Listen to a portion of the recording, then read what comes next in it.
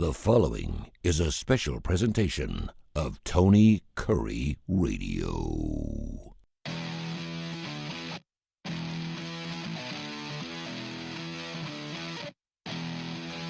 Hello everyone, welcome into Students of the Game. My name is Alex Baumann, and I'm joined by my co-host today, Gray Oldenburg and Nathan Glidewell.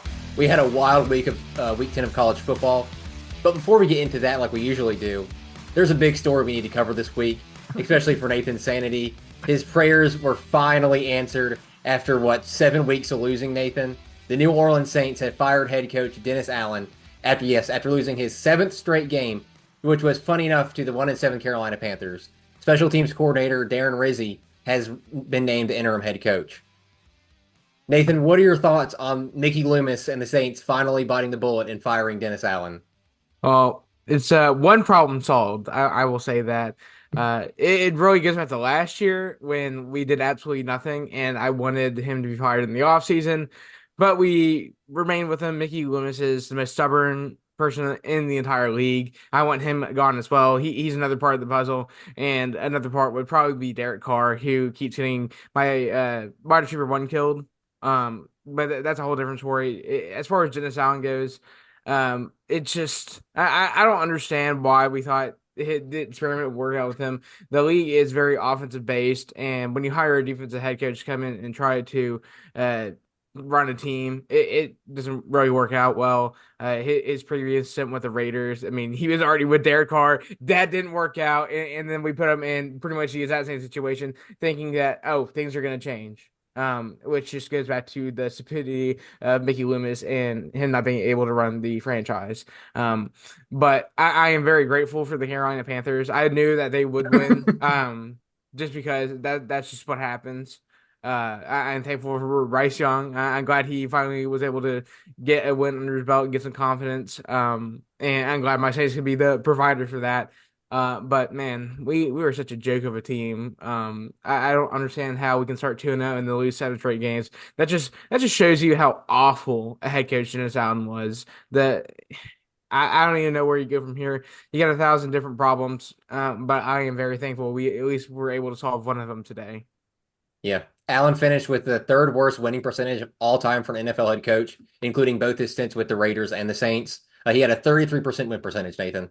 So he was winning a lot of football games for whoever he played with. Tell you what.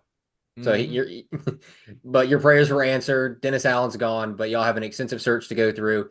Bill Belichick's been mentioned. Ben Johnson, the Lions offensive coordinator, has been mentioned. Ben Johnson. Ben Johnson would save this team. There's not a lot that would, to be honest with you, considering y'all's cap situation and all that stuff. I mean, that's a whole other issue to go through with what the Saints got going on there. It's very true.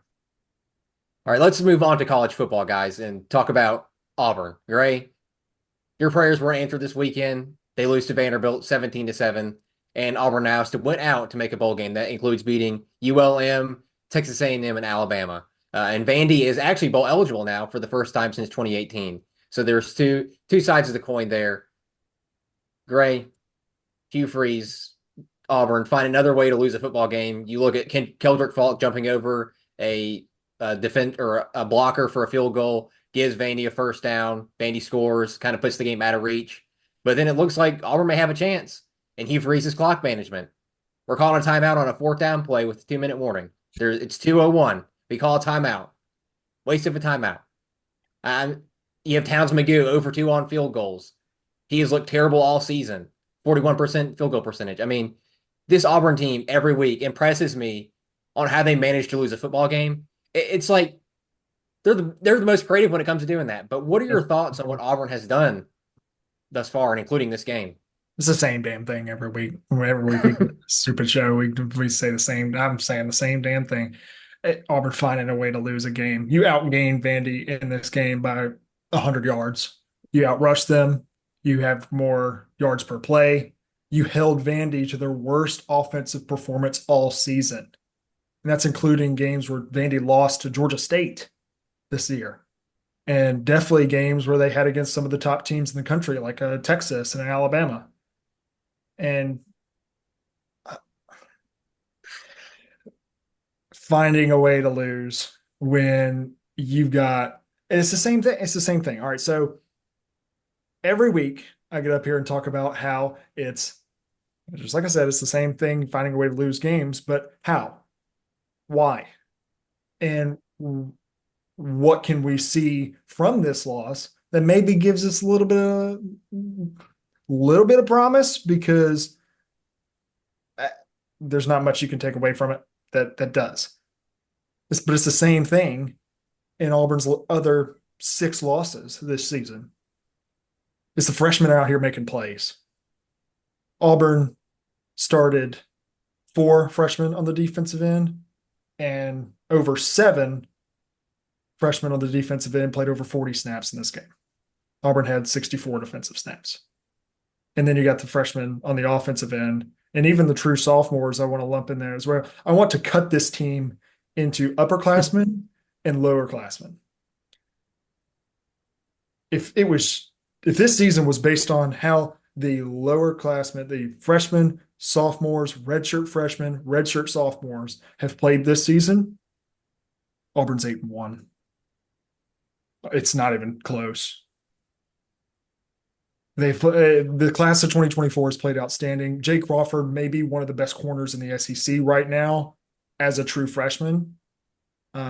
Kinsley Faustin played incredible. Caleb Harris played outstanding. DeMarcus Riddick, good to see Amaris Williams get some action as well. I know he's recovering from an injury earlier in the year, which everybody was so excited about him coming into the year.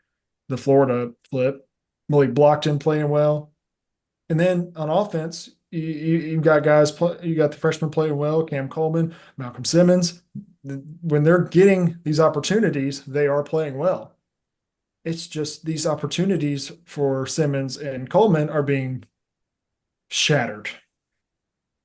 Cam Coleman had an easy 99-yard touchdown in this game. And Peyton Thorne underthrew it by about 15 yards. To the point where a 6'4" Cam Coleman could not even come back and track the ball. He was wide open. He made a double move, went right by his guy. It's a 99-yard touchdown. If an average quarterback is that quarterback for Auburn. The upperclassmen are holding this team back. And no, I'm not talking about Jarquez Hunter. Jarquez Hunter is a major outlier in this. I'm going to discuss about how he only had 12 carries. Where was Jarquez Hunter? But the upperclassmen are holding this team back. You look at the top performers on this team: Keldrick Falk, Kayan Lee, Connor Liu, those true sophomores, the 3 flips that he got, and then the true freshmen that I've just been mentioning. And then you got the redshirt sophomores, guys like Jeremiah Cobb, who's been playing really well. It doesn't make sense. It does not make sense. Auburn is by far the best 3-9 team I've ever seen. And they're not going to lose to ULM, God forbid. They're going to finish 4-8, but there's no way that you have the type of production that you've gotten, especially from your underclassmen, and are going 4-8. Now let me talk about Jarquez Hunter for a minute. Jarquez Hunter ran for 278 yards against Kentucky. It had almost 300 total yards on just over 25. I think he had 27 touches in Lexington a week ago, and won SEC Offensive Player of the Week, and instantly went up to the SEC's top rusher. And I got on here last week and I was like, oh my gosh, maybe we finally realized we have the best running back in the SEC and we'll use him. I was wrong. Everybody was wrong. It doesn't make any sense. Jarquez Hunter got 2 carries in the third quarter. The third quarter where it was either tied 7-7 or it was 10-7. The best player on the field. He is by far the best player on the field. Touches the ball 2 times. And Hugh Freeze gave me that horrible excuse that he thought he looked gassed on the sideline. That is unexcusable. Unexcusable. There's no way we are just blowing that man's career away like that. He's the only upperclassman that is doing anything. I'll give it. Rivaldo Fairweather's playing really well. But You have the best running back in the SEC. And to be honest, it's not close. Dylan Sampson is a goal line merchant. Le'Veon Moss is out for the rest of the year. Texas A&M's got a good duo. Alabama's got a good duo, but there's not a running back as talented as Jarquez Hunter in the SEC. And he doesn't use him. He doesn't use him. And when he did use him, Vandy knew it. Vandy knew it. They knew Auburn was going to use him, especially towards the beginning of this game. They stacked the box. There was a couple times where I looked, and there were 9 Vanderbilt defenders in the box, and we ran it right at him. What kind of game plan is that? That's setting Quez up for failure.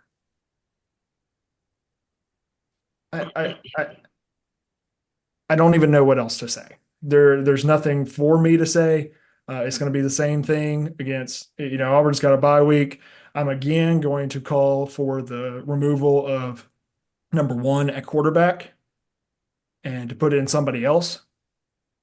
Don't care who. It could literally be Cam Coleman at quarterback. I do not care. I do not care. Get that dude out. No reason that guy should ever play football for Auburn again. He's not good. And Hugh Freeze's decision to stick with number 1 this offseason and not go out and try and get a top transfer quarterback like a Riley Leonard or Cam Ward or somebody like that who you could have gotten. It's not like Auburn doesn't have the money to spend on somebody like that. You could have gotten one of those top transfer portal quarterbacks. It's coming back to bite him in the ass. And he's going to have to deal with the consequences of it. I honestly, the only thing moving forward that I even have on this Auburn team, it is wild that Auburn still has the 5th ranked recruiting class in the country for 2025 and a top 5 recruiting class for 2026.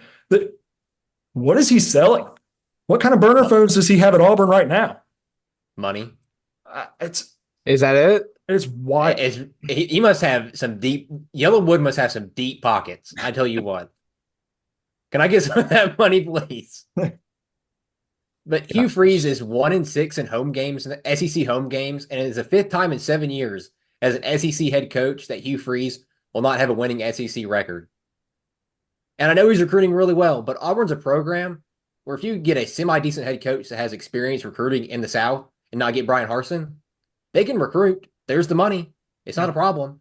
So is Hugh Freeze part of the problem? I mean, does Auburn need to be looking elsewhere soon? I mean, they can't afford to pay 3 coaches, but if Hugh Freeze doesn't turn the ship around and we continue to see him make these poor decisions, not running Jarquez Hunter, still playing Peyton Thorne, not targeting his best players on the team, not targeting Cam Coleman a lot.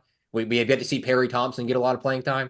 I mean, at what point does the Auburn AD get rid of him? I mean, the Saints waited too long. Do you want to have a Saints situation? No, not at all. We are the Saints situation. I think the Saints are actually in an Auburn situation to turn that around.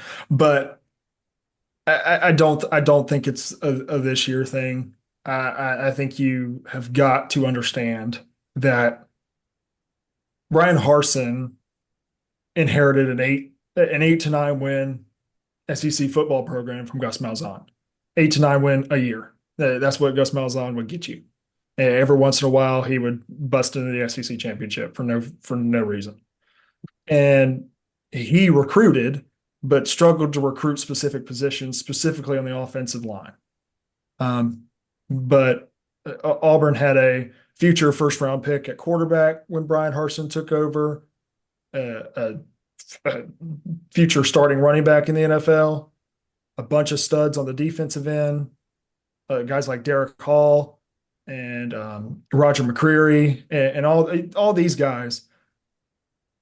And Brian Harsin went 9-13 in 2 years and did not recruit. Brian Harsin literally said, recruits should come to me. That's not how it works in the South. That is how it worked at Boise State because there's nobody else out in Boise, Idaho, besides Boise State. So recruits did come to him out there. That's not how it worked. And in Auburn, Alabama, Hugh Freeze is one of the best recruiters in the country. No question. There's no reason he should be able to recruit right now with the record that he has at the level that he is. But yes, you do have to see a proof of concept up there. But also, the original point that I was trying to make is you also have to understand what he inherited. He inherited a 5-win SEC football team and a program that had been set back 4 or 5 years.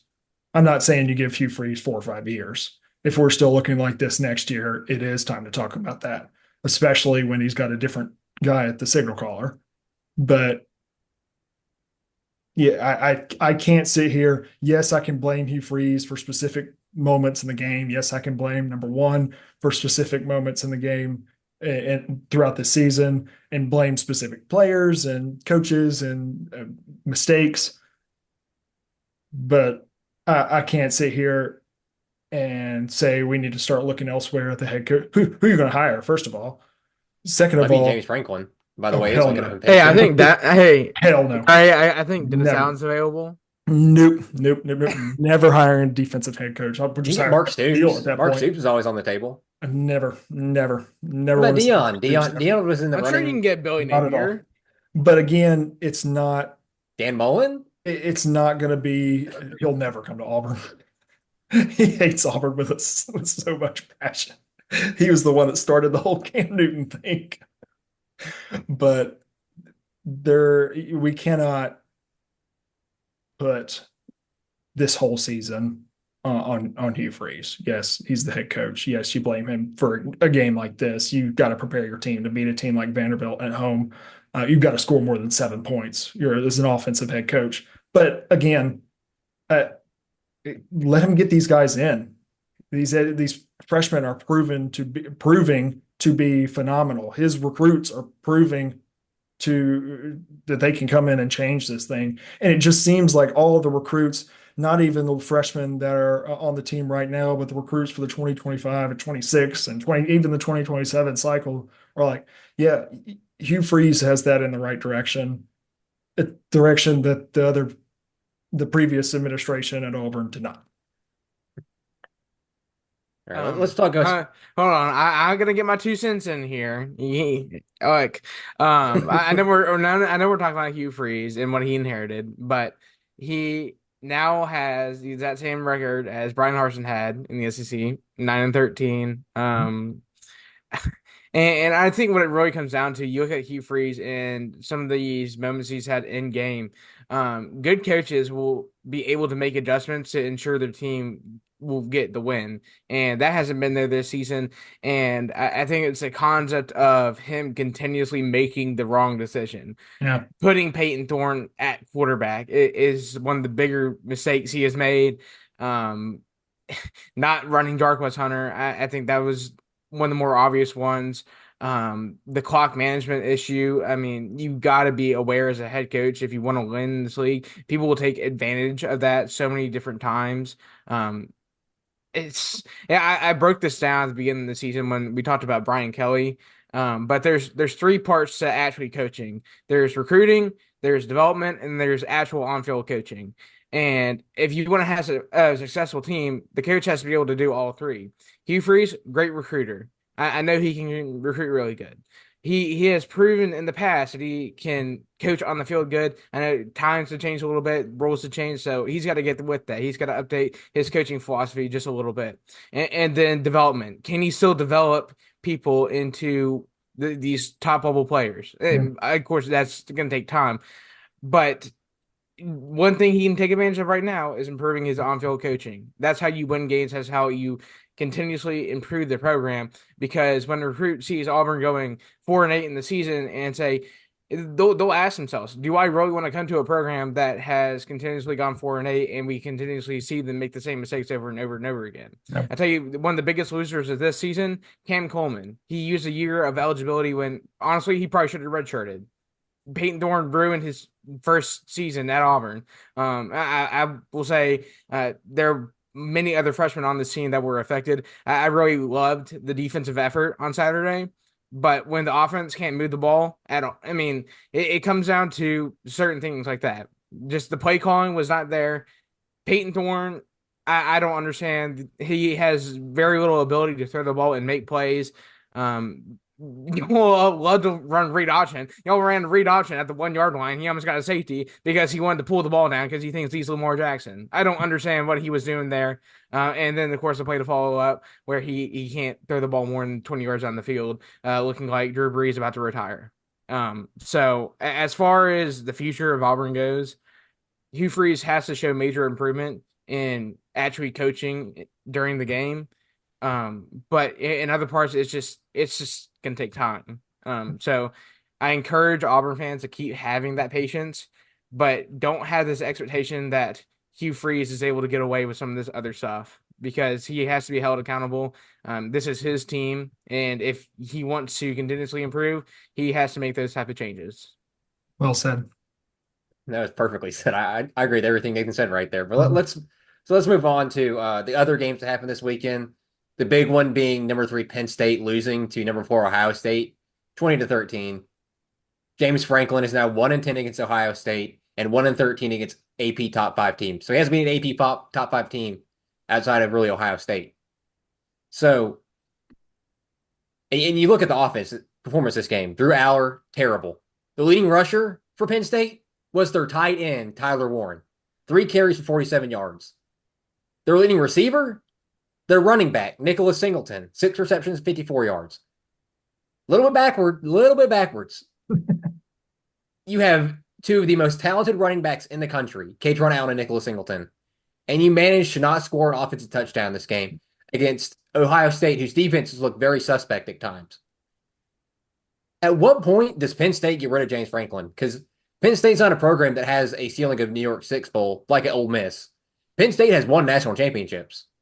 So at what point does Penn State say, we can go elsewhere and get an improvement over here? We can go get the Indiana head coach and do better. I mean, at what point do they just get rid of him? I expect sooner than later because it's the exact opposite of the Hugh Freeze situation. James Franklin's been there for years and years and years and years. And this is his team and he's got talent. It's not like he can't recruit. It's not like he can't develop. We've seen him develop players. It's winning the big games. It's finally getting over the hump in the Big Ten. It's just Penn State hasn't been able to do that under James Franklin. And we've seen them do it in the past, just like you mentioned, Alex. This is not a team that can't win national championships like an Ole Miss cannot, or like a Texas A&M cannot. So I do expect them to look sooner than later because I do, just like you said, there's a for sure hire out there right now for Penn State. It's the Indiana coach. I really don't know how to say his name, but Signetti. Yeah, sure.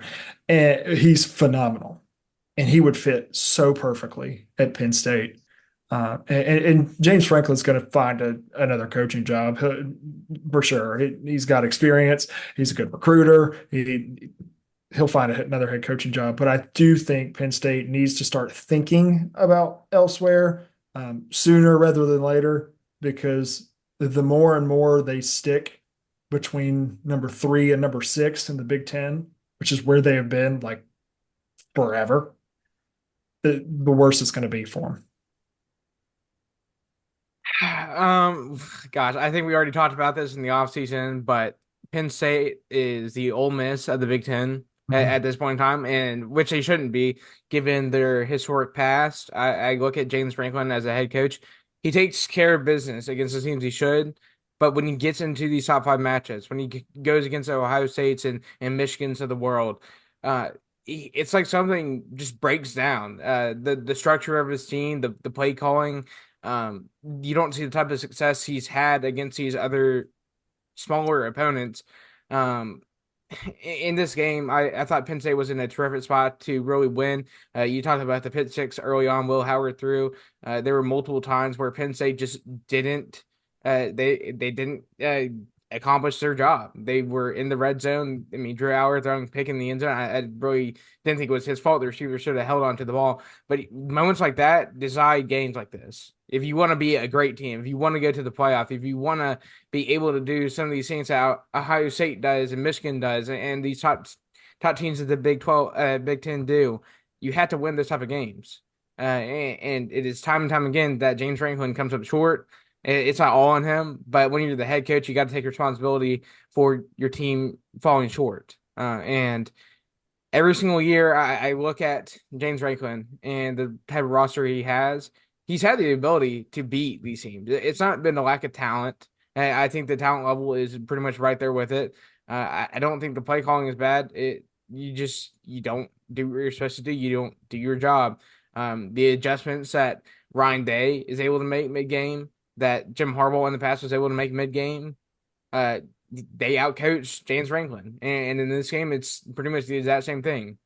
So at some point, James Franklin will have to go. And I think the biggest thing holding him back is the fact that he continuously does a pretty good job. He gets them to a New York Six Bowl, and that's not a given thing in college football. But if you want to be a top level program, if you want to keep contending for national championships, at some point a decision will have to be made to replace James Franklin as a head coach. Not saying that he's bad, because I think he's a terrific head coach. I loved what he did with Vanderbilt earlier on in his career. And I think that they made the right hire when they brought him to Penn State at the time. But he hasn't taken care of his business. He hasn't done his job like he is supposed to. And you can't continuously expect to be the head coach at Penn State if you're not going to be able to win these big games. That's what it's going to come down to. Penn State will continuously have a good recruiting class. They'll be able to take advantage of that. I don't think that's ever going to change. It's the coaching staff that has to change. It's not on the players anymore. James Franklin, this was really his last shot, in my opinion, given the type of year it was. Ohio State, even given the type of talent they've had, they've looked really, really bad, especially in the offensive end. Will Howard's not really been a great quarterback for them. And they took advantage of that some in this game, but they didn't have a full game. It's like they only played 15 minutes here, let's say another 10 minutes here. And if you want to win a game like that, you got to play the whole 60 minutes, and you pretty much got to dominate it. I think another thing too, I think Penn State having to play this game at noon was the stupidest thing ever. Oh my Because God. if we're talking about Stupid. a whiteout at night, I think it's a different result. So Fox with their Big Noon kickoff has absolutely ruined games like this. But you can't blame it on that. At the end of the day, I think that's just like an outlier in the whole conversation of the variables that go into Penn State losing games like this. But again, it just goes back to the point that James Franklin has had multiple opportunities to win games like this, and he hasn't gotten it done. Let's talk about two SEC games that happened. South Carolina beating number 10 Texas A&M 44-20. Game was really never close. The Gamecocks storming the field, crazy sight. Got caught in some of the hedges, kind of like Auburn did a couple of years ago. And you had Georgia, number 2 Georgia, struggling to beat Florida with a third-string quarterback that was a walk-on. He couldn't even start at Yale, and they only beat them 34-20. And that game was really, really close late into the third quarter. So, guys, talk about Texas A&M. They lose Le'Veon Moss, like Gray mentioned earlier. Probably their best player offensively. Is this team without him still good enough to make the playoffs? Yeah, I think they are, but somebody's going to have to step up, especially in the passing game. It's not about are they talented enough, but that Texas game is going to be huge. They win that Texas game. Maybe you end up in Atlanta. I don't really know who's going to end up in Atlanta anymore. No, it's crazy. It's the like 8-way tie that could happen. Yeah. Is That crazy. the projected Absolutely wild. ESPN FPI currently was like 6 teams tied at 6-2 in the conference. That's crazy. And then of course Texas at 1. I believe Alabama held the tiebreaker given the win over Georgia, and then it predicted win over LSU. So if we're talking about this year in college football, did anyone really expect this to happen? I mean, we went through our SEC predictions earlier on, and I said something similar to the fact that it's going to be chaos and you can't really predict that it's going to happen. But I didn't think to this level it would happen this way. Yeah. So the question of them being talented enough to get to the playoff, yeah, they are, and they can, but it's going to be about things that are going to need to slide their way, in my opinion. and they've got to beat Texas at home on rivalry week. Talking about Georgia, Carson Beck, terrible performance once again. Throws 3 interceptions and has 11 interceptions in his past 5 games. I mean, outside of dating that TikTok girl, what's wrong with this guy? I don't Because know. He's at the first ugly. part of the season, we were thinking this guy. People were saying he's the #1 quarterback in this draft class. I don't know who. It wasn't me. Mel Kiper. I mean, Carson Beck going to the Panthers. That's what some of the mock drafts said. But Yeah. I mean, what's wrong with this guy? Because he has all the talent in the world. He has all these players around him. One of, if not the best offensive lines in the country.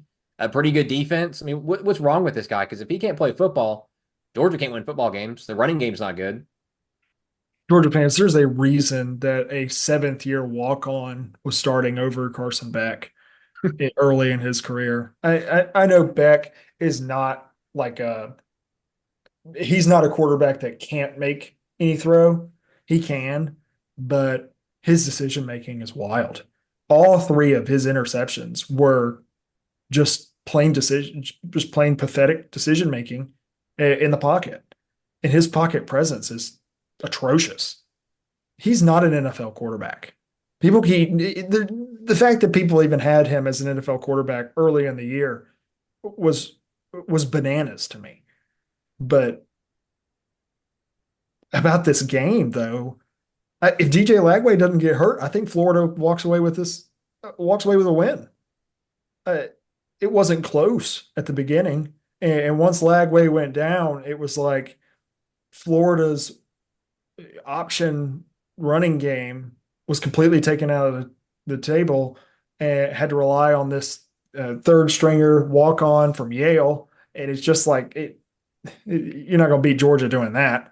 But it wasn't Carson Beck through the air that was winning them these games. It was these jet sweeps to Dylan Bell. It was the running game, even though ETN got hurt.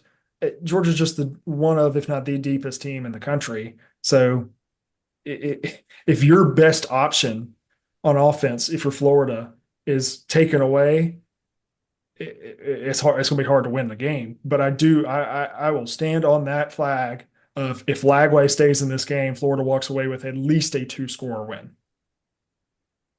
I'm glad we're talking about this today. This has been on my mind a lot recently, especially after the game ended Saturday.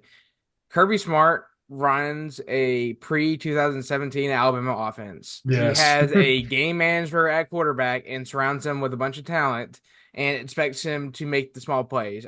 Ohio State does something similar, not to the level of what Georgia does now. But it is crazy that in this day and age, Georgia has not had one of these Bryce Youngs of the world or just pure improvisers that go and make plays. At some point, I think they'll have to adjust. You look at what Miami has done with Cam Ward at quarterback, however much I hate him, but he makes the plays. You can keep looking around the country. Jalen Milroe at times was able to be that guy. So it just situations like that. If you want to have success, I think you're going to have to rely more on your quarterback, and you can't just expect him to be the game manager. But Carson Beck, as far as decision making goes, one of the worst decision makers I've ever seen. You go back to the Alabama game, the picks he threw in that, awful, throwing it right to people, and he should have had way more in that game. You can continuously break down film and try to figure out what he's looking at, how he's reading the defense. And I think the biggest thing is forcing it to people. I mean, the number of times that he'll just force throws in there that aren't open, and he'll pay for them. It changes. It eventually will change an outcome of the game. Georgia is able to make up a lot of his mistakes just because of how talented they are. And I think that goes back to their offensive line and their running game, what they've been able to establish throughout the season, even without ETN being fully healthy.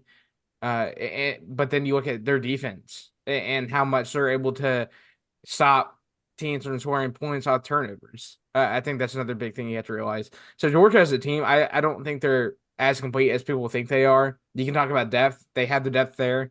But if they want to eventually win a national championship again, something has to be done at quarterback. Carson Beck has got to figure something out. He cannot keep having games like this and expect to win. You get into the playoff, you're going to play really, really good teams that will take advantage of your mistakes. One turnover in a game is enough to sway the outcome. I mean, I think that is one of the biggest things you can look at. When you turn over the ball, when you change, you lose possessions right there. That is the biggest thing. Yeah. It is wild that we are this far through the season and we're still having this talk about Carson Beck and the decision making he's had, because earlier on it was the same thing and nothing has been done to really improve that thought process of making reads. And I mean, yeah, you're right, Gray. At times he has the ability to make these huge plays for Georgia, but when it comes down to is him really giving the game away, and then you're playing from behind and you're scrambling to make up points. They were able to do in this game. Will they be able to do it in the next one they have? That's the biggest thing. Carson Beck's bad, but it doesn't help that his offensive coordinator is Mike Bobo. It doesn't help at all. Gray knows all about Mike Bobo. Amen. He can make a good quarterback look really bad. He did it at Auburn. I did that with Bo Nix. Yep. Well, that's all the time we have for today. Thank you for listening and watching, students of the game.